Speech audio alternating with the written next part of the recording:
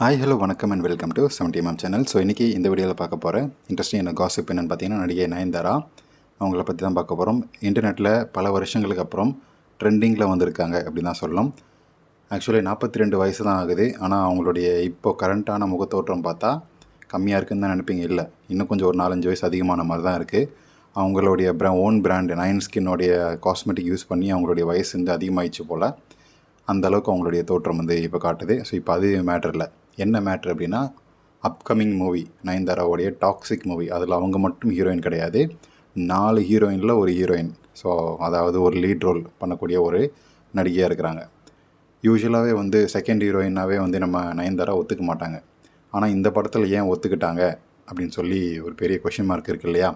ஏன்னா அது 1 இல்லை 2 இல்லை 4 நடிகைகளுடைய ஒருத்தராக தான் வந்து நடிச்சிருக்கிறாங்க. ஸ்க்ரீன் டைம் அப்படின்றது ரொம்ப ரொம்ப கம்மி தான். அதுக்கான முக்கியமான காரணம் அந்த படத்தோடைய அந்த எக்ஸ்க்ளூசிவாக ரிலீஸ் பண்ணக்கூடிய லாங்குவேஜஸ்.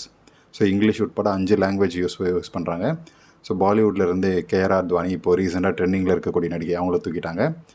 அண்டு கன்னடாவிலேருந்து ருக்மிணி வசந்த் அண்ட் தமிழ் தெலுங்குவை கவர் பண்ணுற மாதிரி நம்ம நயன்தாராவை போட்டிருக்காங்க படத்தில். ஸோ அந்த படத்துக்கு அவங்க ஓகே சொன்னதுக்கான முக்கியமான காரணம் அமௌண்ட்டு தான். ஸோ அவங்களுக்கு இப்போது வாங்குகிற அமௌண்ட்டை விட ஒரு 10% கூட அமௌண்ட்டு வாங்கி கொடுத்துருக்குறாங்க அவங்களுடைய சம்பளமாக. அது மட்டும் இல்லாமல் அவங்களுடைய நடிப்பு அந்த படத்தில் ரொம்ப ரொம்ப கம்மி, தேவையான நடிப்பு, ஸ்க்ரீன் டைம் எல்லாமே கம்மி. ஸோ இவ்வளோ கம்மியான நாட்களில் கால் ஷீட்டில் நமக்கு நிறைய காசு கிடைக்கிது அப்படின்னு சொல்லி வந்ததுக்கான ஒரு ரீசன் அது. அப்புறம் வந்து நான் ப்ரமோஷன்லாம் வரமாட்டேன் அப்படின்னு சொல்லி அவங்களுடைய மெயின் ஸ்ட்ரீம், அதாவது ஹீரோயினாக நடிக்கக்கூடிய படங்கள்லேயே நான் ப்ரொமோஷன்லாம் வரமாட்டேன் அப்படின்னு சொல்லி ரொம்ப திமிராக பேசக்கூடிய ஒரு நடிகை, ஆட்டிடியூட் நடிகைன்னே வந்து பேர் வாங்கியிருக்கிறாங்க. ஸோ அதை வந்து பல இடத்துல சொல்லியிருக்காங்க, நான் ப்ரொமோஷனில் வரமாட்டேன் அப்படின்னு சொல்லி. எவ்வளோ பட்ஜெட்டில், பெரிய பட்ஜெட்டாக இருந்தாலும் எவ்வளோ பெரிய காசு கொடுத்தாலும் பண்ண மாட்டாங்க. ஆனால் இந்த படத்துக்கு ஏன் பண்ணாங்க அப்படின்றது தான் தெரியல. ஏன்னா இவங்கள வந்து மெயின் ஸ்ட்ரீம் ரோலில் வச்சு ஹீரோயினாக வச்சு நடித்த படங்கள், எடுத்த படங்கள் எல்லாமே ஃப்ளாப்பு. அதாவது இவங்கள லீட் ரோலாக வச்சு கூட நடித்த ஹீரோயின் அப்படின்ற ஒரு ரேஞ்சுக்கு அவங்க வரல. ஸோ 2-3 வருஷமாக வந்து ஒரு பெரிய ஸ்டாருக்கு ஹீரோயின் அப்படின்ற ஒரு ரோலில் வந்து அவங்க நடிக்கலை. அப்படியே தவிர்த்துட்டே வந்தாங்க.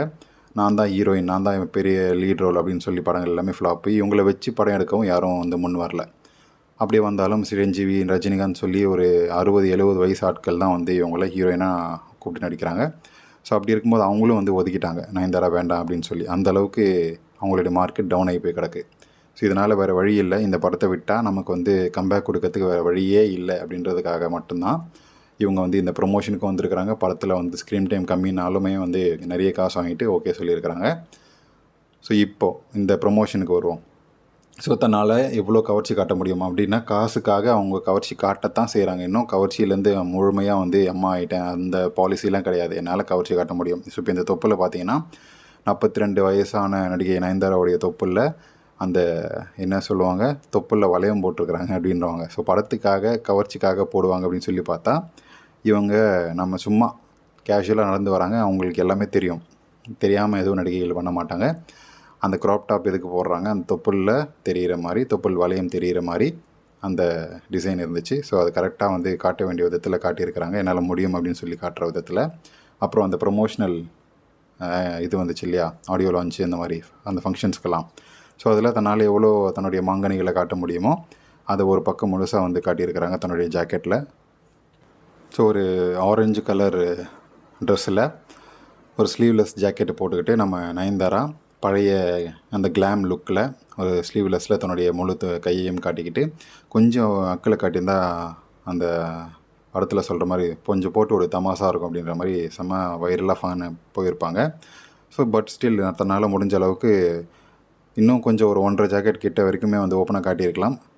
பட் ஆனால் ஒரு ஜாக்கெட் மட்டும் காட்டிட்டு தன்னோட ஒரு பக்கம் முன்னழகை காட்டி தன்னால் எவ்வளோ முடியுமோ அந்தளவுக்கு பெண்ட் பண்ணி தன்னுடைய கவர்ச்சியை வந்து காட்டியிருக்கிறாங்க. ஸோ ப்ரொமோஷனல் வந்துட்டால் நயன்தாரா காசுன்னு வந்துட்டால் வேலையை காட்டிடுவாங்க போல். அந்த மாதிரி தான் வந்து ப்ரொமோஷனுக்கு வரமாட்டேன் அப்படின்றதெல்லாம் வந்து சும்மா. ஸோ எப்பப்போ தேவையோ அப்பப்போல்லாம் வருவாங்க அப்படின்றதான் வந்து நிதர்சனமான உண்மை. ஸோ நடிகை நயன்தாராவுடைய அந்த கவர்ச்சியை பற்றி, அவங்க காட்டியிருக்கக்கூடிய அந்த ப்ரொமோஷனலுக்காக காட்டிய கவர்ச்சியை பற்றி நீங்கள் என்ன நினைக்கிறீங்க, கமெண்ட் செக்ஷனில் மென்ஷன் பண்ணுங்கள். நயன்தாராவுடைய கவர்ச்சி சீன்ஸ் எல்லாம் ஒரு கம்பைலேஷனாக போடணும் அப்படின்னு நினைக்கிறவங்க கமெண்ட் செக்ஷனில் சொல்லுங்கள், போட்டுடலாம்.